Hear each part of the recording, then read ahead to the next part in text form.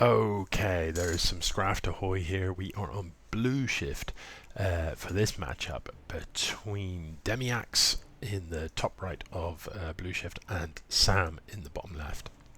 I'm going to be honest, I know what to expect from this game because I was in Bose when it was happening.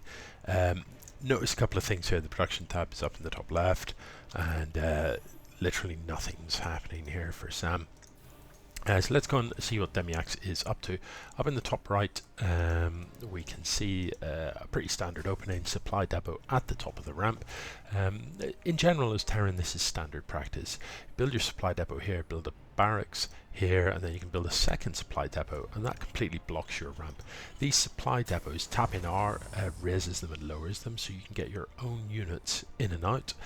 But if stuff turns up that you don't want to get in, maybe a scout from your opponent or whatever, you can raise this and keep it out, which can greatly help you hold off sort of early aggression, keep scouts out, that type of thing.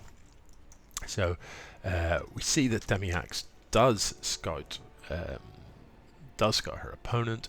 It's going to have a quick look around here, probably a little bit confused, probably thinking, where are your buildings? But Sam doesn't have any buildings as yet. A minute in, and what he has done is loaded his workers into the command center. So that command center has 5 workers in it.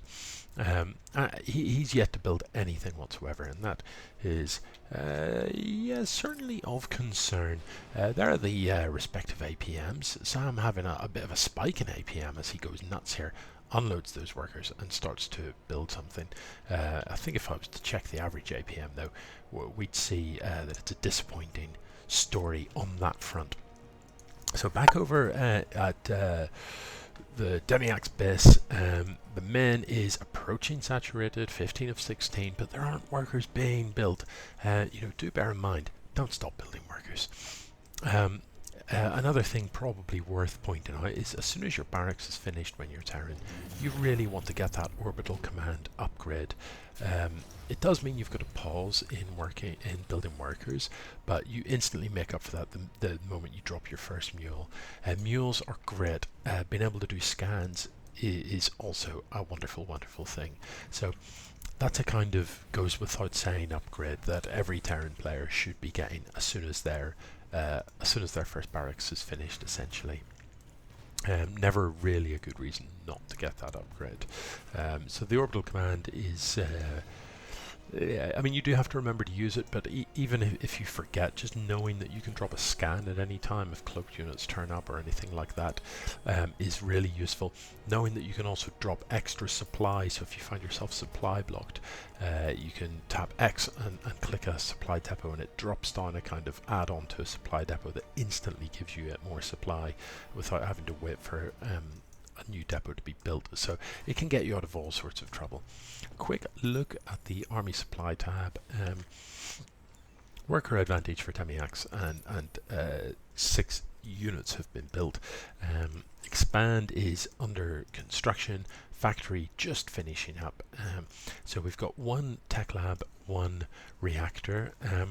And this is actually what I'm looking at here is the beginnings of a very common play from Terran. It's called a 2-1-1, and it's where you build 2 barracks, 1 factory, and 1 starport. We're just missing the starport here.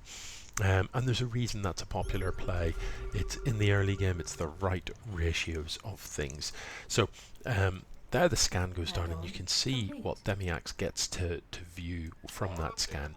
So Demiax fully aware of what her opponent has, or in this case does not have. Sam in the dark. At this stage, I'm not even sure if Sam knows whereabouts on the map his opponent is. Never mind what they're doing or what type of unit composition they have got.